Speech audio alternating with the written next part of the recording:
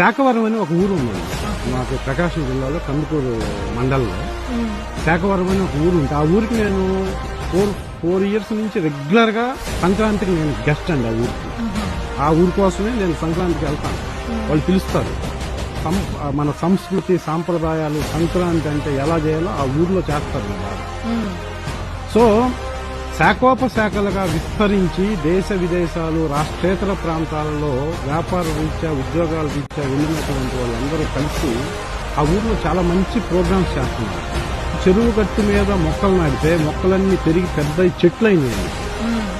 ఆ చెట్లు మనుషులకి ఎంత ఉపయోగపడుతున్నాయి. ఇప్పుడు చెరువు గట్టు మీద మొక్కలు నాటితే చెరువు నీళ్లను మొత్తం స్టోర్ చేస్తుందండి. చెరువు గట్టు మొత్తం చాలా స్ట్రెంగ్త్ అవుతుంది.